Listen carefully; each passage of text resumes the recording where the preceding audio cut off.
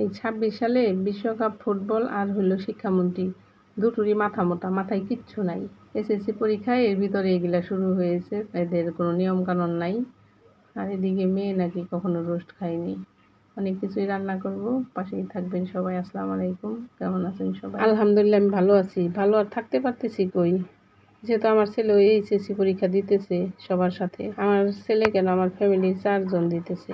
যাই হোক, সবার পরীক্ষা ভালো হোক সেই দোয়াই করি। কিভাবে ভালো হবে, দোয়া তো সবারই আছে, পরিশ্রমও আছে। তারপর ভিতরে যে শুরু করছে শিক্ষামন্ত্রী, শুধু শিক্ষামন্ত্রীর এখানে দোষ দেব না, পরীক্ষা রিলেটেড যারা আছে সবারই খামখেয়ালি আছে আর কি। কারণ আজকে ফিজিক্স পরীক্ষা, ফিজিক্স সেকেন্ড পেপার, আজকে ফার্স্ট পেপার হয়ে গেছে, মাত্র একদিন বন্ধ।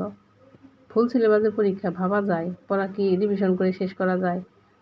কয়েক বছর পর ফুল সিলেবাসের পরীক্ষা হচ্ছে, অটো পাস, হাফ সিলেবাসের পরীক্ষা, এগুলা হয়ে গেছে এতদিন।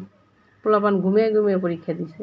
এখন তো আর সেই সুযোগ নেই, পড়েই শেষ করতে পারে না। 2টা দিন তো অন্তত ছুটি দিবে।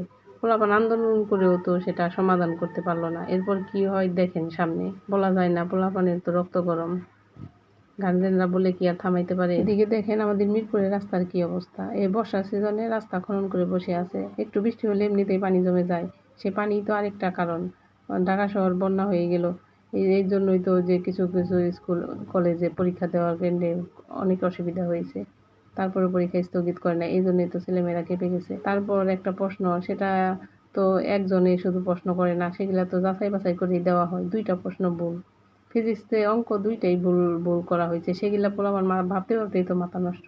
দায়িত্বে যদি এরকম অবহেলা থাকে, খামখেয়ালি থাকে, তাহলে কিভাবে হবে? ইন্টারের মতো একটা পরীক্ষা, এখান থেকেই তো ছেলে মেয়েদের ভবিষ্যৎ শুরু। কি করবে সামনে, কে কি হবে সেটা আল্লাহ ভালো জানে। যাই হোক, এদিকে শিক্ষামন্ত্রী পড়ে আছে পরীক্ষা স্ট্যান্ডার্ড করবে, পরীক্ষার পরিবেশ ভালো করবে, আর লেখাপড়ার মান ভালো করতে হবে। তারপরে বলতেছে আমরা 4 মাস আগে আসছি, এর আগে তো অন্যেরা নাকি প্রশ্ন করে রেখে গেছে, এটাও বললো।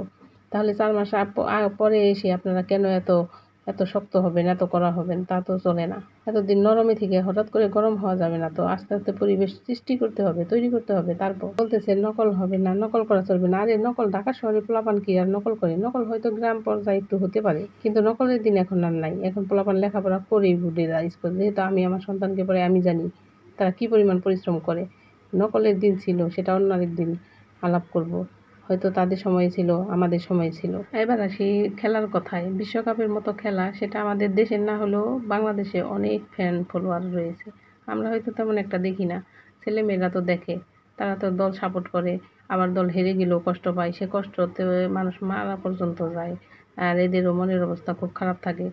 এই পরীক্ষার ভিতরে এত এত সব মাথায় নিয়ে কি যে একটা অবস্থা। দল হেরে গেলে তো কথাই নেই, ওইটাই মাথায় থাকে টপিক। মন ভালো লাগে না, এমন লাগে এমন লাগে, ঘুরে উঠে বসে পড়ায় মন বসে না। তারপর এত রাতে খেলাগুলো হয়, সেগুলা রাত জেগে দেখে, কিসের পড়ালেখা। 26 সালটাই এইচএসসি পরীক্ষার্থীদের জন্য একেবারে একটা কুফা। কাদের কাদের বাসায় এই পরীক্ষার্থী আছে কমেন্টে জানিয়ে যাবেন, কাদের মনের অবস্থা কি তাও জানিয়ে যাবেন। তারপর তো আমি যে পোলাও রান্না করলাম, গরুর মাংস, খাসির মাংস, একটু ওই যে রোস্ট করলাম। মেয়ে নাকি রোস্ট খায়নি কখনো, দাদার সাথে বলতেছে, অথচ একটুও মুখে দিবে না। দাদারও খেতে মন চাইছে, তাই একটা নিয়ে এসে আবার রোস্ট করে ফেললাম। আজকে একটু কথা বেশিই বলে ফেললাম, যা মনে আসলো বলে ফেললাম। ভুল হলে সবাই ক্ষমা সুন্দর দৃষ্টিতে দেখবেন। ভালো থাকবেন সবাই, আল্লাহ হাফেজ।